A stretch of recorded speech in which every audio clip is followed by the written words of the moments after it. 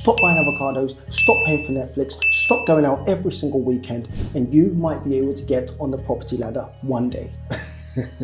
You've probably heard that silly piece of advice from a boomer who bought their house maybe 50 years ago for £5,000. It's now worth £1 million, and now they're offering unsolicited advice on the internet. I was trying to buy my first home, I wasn't buying. Smashed avocados for 19 bucks. Ignore them. The reality is this: it's extremely hard for first-time buyers in this current climate. But let's spend some time exploring who's to blame. Is there any hope? Is there a point trying to get on the property ladder? And who's really stopping you? So in this video, we're going to deep dive into a subject, a topic that's really close to home for around 4.4 million people in the UK. Well, okay, last time I checked, it was 4.4 million renters. And to be fair, not 4.4 million people want to own their own home. But it's a very, very significant amount of people that would love to be able to get on the property ladder. And if I'm going to be honest, I think you're okay to keep buying avocados. Gosh, have you seen the cost of avocados nowadays? I mean, back in the days, we probably could have exchanged a few avocados for a property. Are first-time buyers screwed? Who screwed them over? Is the dream just a dream? And this is what we're going to explore today. Okay, look, we started off this video with some ridiculous statements from boomers suggesting that if you stop buying avocados and stop paying for Netflix, you might be able to save your way to get on the property ladder. But I think it will be fair if we understand where they were coming from. Even though they're completely wrong, their perspective is completely different to ours. Their life is completely different to ours. These are some of the luckiest buggers ever.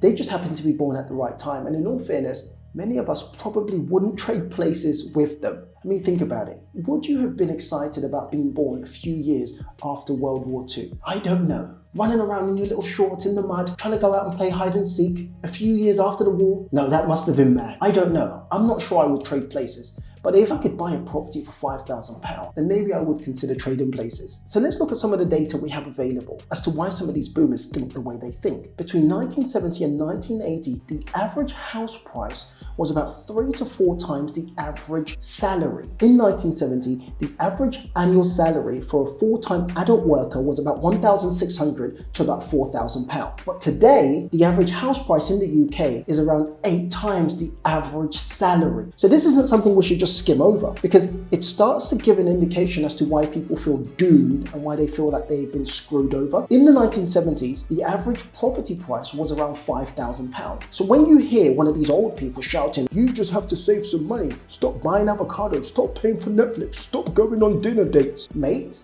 you paid £5,000 for a house. You only had to save for a few months to buy a property. I've got to save for my entire life and I still will not be able to buy a property. So please keep my name out of your mouth. But again, going back, in the 1970s, the average property price was £5,000. Today, it's £285,000. So I guess all a first-time buyer needs to do, I mean, is find an extra £280,000. My goodness, I can see why the dream is starting to fade away. I can genuinely see why some people feel so helpless. But on the flip side, really interesting stuff when we look at this. Interest rates were actually significantly higher. In 1970s, interest rate were around 10%. So this is an argument that the boomers might have. Well, we pay 10% interest. Yes, you pay 10% interest on a significantly smaller loan. In your example, yes, you pay 10% interest on a £50,000 property, but yes, we're paying 5% interest on a £285,000 property. We are not the same. Now, £280,000 is nationwide. Now, imagine the people that want to buy in London. At £550,000 at 4% interest, God. If we fast forward just till today, house prices have increased by more than 65% in the last decade alone, and they show no signs of slowing down. But the most important issue that first-time buyers and renters are facing is that wages have stagnated. Real wage is barely keeping up with inflation. So let's talk about real wage and give you an understanding. Real wage growth is the increase in your earnings after you've accounted for inflation. So it's a measure of how much more you can actually buy with your wages and not just how much money you are getting. So who's to blame? So number one, we've got to go right for the jugular. It's the government, because at the end of the day, they are the ones that create the policies. In fact, let's look at where the government's at for. Well, number one, they created policies. Number two, they're responsible for planning. Number three, a lack of adequate housing supply. Number four, successive government have failed to build enough houses to meet the demand. Number five, restrictive planning laws. I could go on and on and on. But sometimes the enemy is closer than you think. Now, a lot of times it's easy to blame landlords, it's easy to blame the immigrants coming into the country, it's easy to blame the government, it's easy to blame our employers. But sometimes the devil's in your living room. Sometimes the person that's stopping you from getting on the property ladder is actually sitting at your dinner table. And it could be your mum or dad. And this is something a lot of people haven't considered.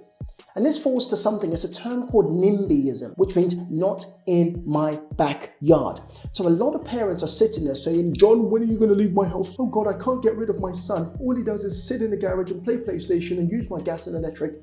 But in reality, some of your parents are responsible for why the dream of home ownership is fading. Let's talk about it. NIMBYism has significantly exacerbated the shortage of properties on the market. Well, let me show you some stats that I found really interesting. In 2019, a YouGov survey showed that 56% of adults were opposed to new housing development in their area. That's your mum and dads actively saying, hey, I know we need new properties, I know we have a housing crisis, but I don't want you to build in my local area. Ipsos Mori in 2020 indicated 67% of homeowners were concerned that a development in their area could negatively affect their property values. That's mum and dads. Data from the Ministry of Housing, Communities, Local Government, which is the MHCLG, shows in 2021 only 45% of major housing developments were approved in their initial application stages,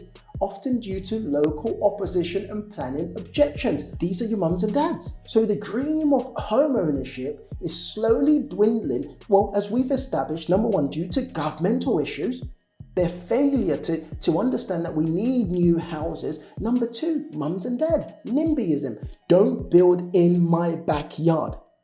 But yet we complain that we don't have enough properties, and then we allocate the fact that we don't have enough properties to immigrants coming into the country. Now that's a completely separate topic that I'm happy to create some content on. By the way guys, if you're getting some value from this video, make sure you like, comment and subscribe. Would love to have a discussion with you in the comment section. So let's continue. Who else is to blame for killing off this dream of home ownership? Now this one pains me a little bit to admit, but investors, buy-to-let landlords, people like myself, we've played a part in this. In many cases, we've driven up the values of property. In some cases, we've turned buying properties into a sport. So I've got to take a little bit of responsibility. Foreign investors played a significant part, buying properties, leaving them empty, overseas money, fraudulent money, money laundering money. All of these things have played a major part.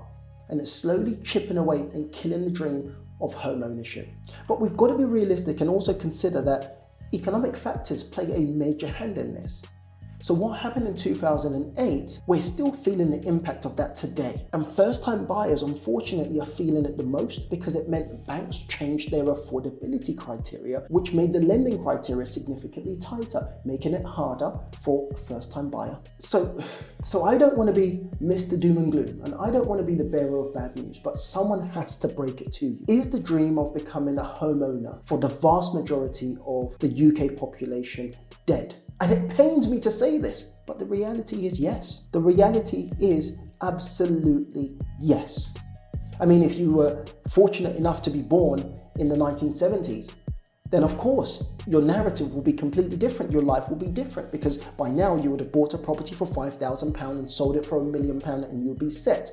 But unfortunately, life, circumstance, kind of hasn't favored you. But on the flip side, of course, we are beneficiaries of the technological advancement, technological era, social media, Tinder, Hinge.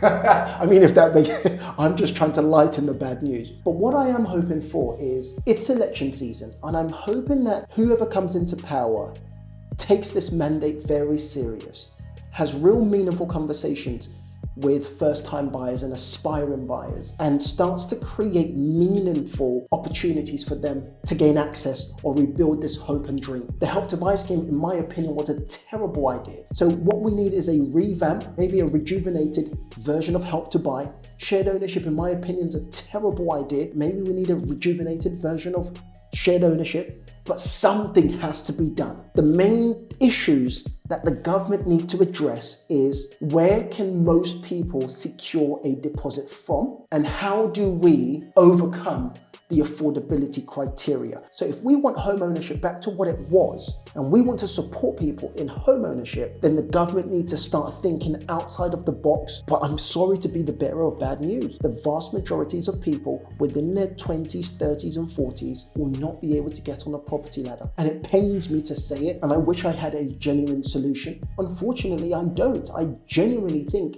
it's sad and it's bad that most people will not be able to also be able to create wealth that comes with property ownership. And this will continue and perpetuate a cycle that many families will not be able to break through and create generational wealth or even break out of poverty cycles.